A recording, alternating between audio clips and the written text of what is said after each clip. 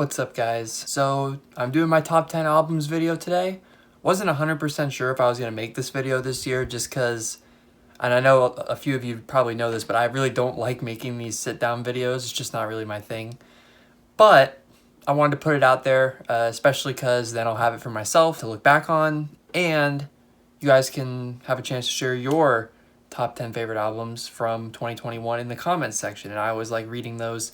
Even if we have none in common, there's still a good chance that I probably like the album. This past year, by the way, Happy New Year, it is 2022. Year went by pretty quick.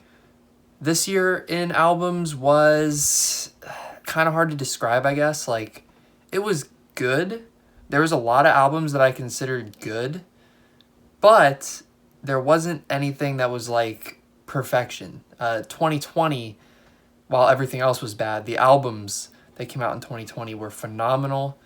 It was just, there were masterpieces in 2020. This year, I don't know that I would say the same. Like I said, there's good stuff, but even in my top 10 list, there's nothing that I don't think has any flaws. I definitely think all of my albums in the top 10 are flawed. And I will say also, this was probably one of the easier years I've had to make a top 10.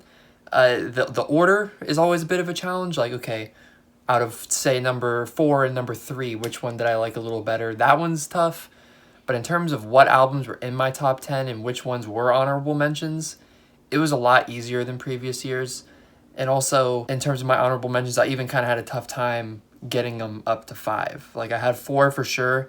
I had to figure out what the 5th one was. So that's that. In terms of rules, obviously I've said this before, but no EPs. Anything that's considered an EP does not count. I will say, though, before we start, that my EP of the year goes to Knock Loose. Brilliant. It was brilliant. This wins EP of the year pretty comfortably. Although I do want to give a shout out to my good friends in Pangolin who blessed us with the Family Ghouls this year. Fantastic punk EP if you like horror, and there's even a hardcore song on it. So highly recommend listening to my boys. But with that being said, let's get into the top 10. So coming in at number 10 is going to be probably easily my most controversial pick, and that is A Day to Remember with You're Welcome. Now, this is my favorite band of all time, and I totally get why people didn't really like this album. It's a departure in a lot of ways, although I do think there's a lot of classic A Day to Remember on there. There's a lot of sounds that they've never really done before at all, but for me, that's kind of why I liked it. Now, I'm not saying I liked every song. Viva La Mexico is probably my least favorite A Day to Remember song ever.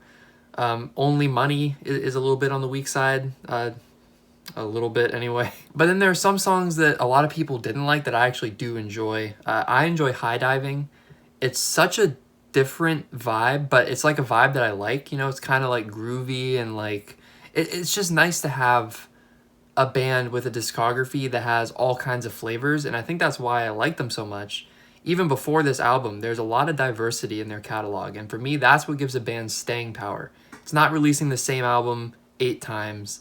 It's trying new things, and it's not always going to work, but I admire it because it keeps things fresh, and now I have different A Day to Remember songs for different vibes, and for me, that's something I value. I like some of the new sounds. Not enough to put it super high, but I had to at least mention it. So at number 9, we have With Confidence with their self-titled. This was a band that I wasn't super into before this past year, but I was really drawn in by the single, Big Cat Judgment Day. I just thought it was really catchy.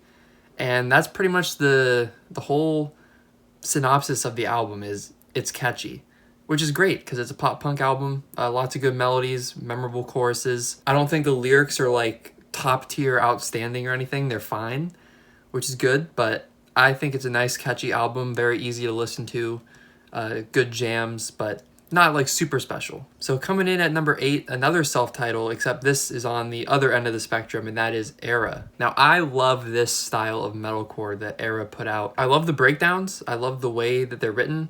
Good mix of cleans and harsh. Just a really solid, heavy album overall, and it's, you know, very not generic, you know what I mean? Like, a lot of the breakdowns in this album are very distinguishable, you know? I think when it comes to generic metalcore, you pretty much have to do it perfectly for it to be noteworthy, because there's just so many generic metalcore bands. I mean, it's called generic for a reason. But at this point, you know, I've heard it all. So when bands kind of find a way to stand out a little bit, that's what makes it work. And I think this album does that. So coming in at number 7, we're going to stay heavy, and that is Born of Osiris with Angel or Alien. Pretty similar review to the Era album. There's not as many cleans on this album, but the breakdowns, the riffs. I think these two albums, 7 and 8, are very, very close. Really could have gone either way. I gave the edge to Angel or Alien because I just thought that the riffs were just a tad better. And that's really what it comes down to in situations like this. And the only thing that held it back from being higher is I actually felt it was just a little bloated. There's a lot of songs on this album, which on the surface is a good thing, but it does kind of get a little bloated. That's the only reason it's not higher. I think if they trimmed the fat a little bit, it actually could have been a couple spots higher, but really good album. A few of these songs are in my rotation super regularly. So up next, number 6, we have Spiritbox with Eternal Blue. Debut album for these guys, and I think we can all agree that this band is going to be enormous, right? This is one of those metalcore albums that really stands out because of the vocal performance from Courtney. Her cleans will put you in a trance. And then on the other end, her screams are just unbelievable. They're just outstanding. Really well written album. I just couldn't put it quite top 5 because some of the others, all of the top 5 are like relatable or they really stood out. This one is just below that bar, but it's still an album that I'm going to be listening to songs from for many years. And I'm so excited to see where Spiritbox goes with their career because, again, I think this band is like pretty much guaranteed to be massive. Coming in at number 5 is Gone Are the Good Days by Chunk No Captain Chunk. First album in quite a while for these guys, so it was good to see them come back. And it's easy chord perfection right here. Well, okay, I literally said at the top of the video, no album is perfect. This is the case here. There are a couple skips on this album, but for the most part, really good. Super relatable lyrics for me. For a lot of the year, I actually had this album like all the way up at number 2. It was really up there, but it slid a little bit in the last month or so. That being said, fantastic stuff. Again, this is like the kind of music that I really like. It has to have that quality that makes it stand out. And I think for this case, it's mostly lyrics. And I do think that they have some distinguishable vocals as well, which is good because it sets them apart. But yeah, good comeback album for Chunk. And I'm looking forward to seeing what's next. So coming in at number 4, we have a nice rebound album, and that is Manic by Wage War. Now, these guys put out Pressure in 2019, which was kind of a flop. It wasn't horrible or anything, but compared to Blueprints and Deadweight, it was a pretty significant step backwards. And I think Manic, while maybe not quite the level of a Deadweight, is a nice comeback for them. It's heavier than Pressure, which for Wage War is what you want. And again, this is an album that kind of does some different things. I think the self-titled song is probably my favorite, and it's one of their more different songs, but I just love it. It's such a banger. But these are the kind of bands that do the generic metalcore formula, like to a T perfect, like them, Polaris, like bands like that. They just have it down. But yes, Manic, a good rebound album from Wage War. I think it's exactly what we needed to hear from them after Pressure. So now we're getting into the top 3, and these were really hard to sort, to figure out. But we're gonna start with number 3, and that is Magnolia Park with Halloween Mixtape. This was probably my highest riser over the last couple months. It came out in October, which isn't really surprising when you look at the name of the album. And I liked it then. I thought it was very solid. I thought it had a chance to make the top 10. But over the last month, maybe month and a half, I've been listening to it like crazy. I can't stop listening to it. I love the lyrics. I think these bands like Magnolia Park, and like especially just them in particular, are really the future of pop punk. I just think these guys are, similarly to Spiritbox, going to explode. The sound is very modern. The lyrics are good. Everything about it is really good. Again, there are maybe a skip or two, but the songs that aren't skips are just immaculate. So coming in at the number 2 spot and just missing out on number 1 is Turnstyle with Glow On. Similarly to Magnolia Park, this one was a riser for me. When I first heard it, I thought it was good. By the time a month had passed with the album being out, it was really rising up my top 10. The standout songs on this album are probably the best songs of the year in my opinion. Songs like Wild World, Blackout, Holiday, just brilliant stuff. I love this band. I got so into them this year, and this album's a big reason why. And the only reason it's number 2 is because there's just that little portion, the last 4 to 5 songs, where I think there's a little bit of a drop off in the quality. That's just me personally. If it weren't for that, it's probably a shoe-in for number 1. But like I said, none of these albums are quite perfect this year. So before we talk about number 1, I'm just going to give a few honorable mentions. Beartooth with Below, Happier by Volumes, Ice Nine Kills with The Silver Scream 2, Silent Planet with Iridescent, and Mayday Parade with What It Means to Fall Apart. And finally, my number 1 album of the year is The Greatest Mistake of My Life by Holding Absence. Easily the best vocal performance I heard this year. Lucas Woodland, unbelievable talent. I think this is another band that is going to keep getting bigger.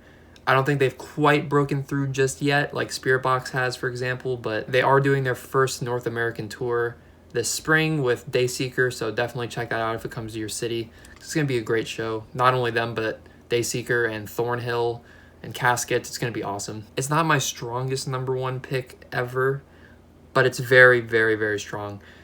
The only reason I'm not super like set in stone on it, there's like one song that I consider a skip, and that's Drugs and Love. It just never clicked for me.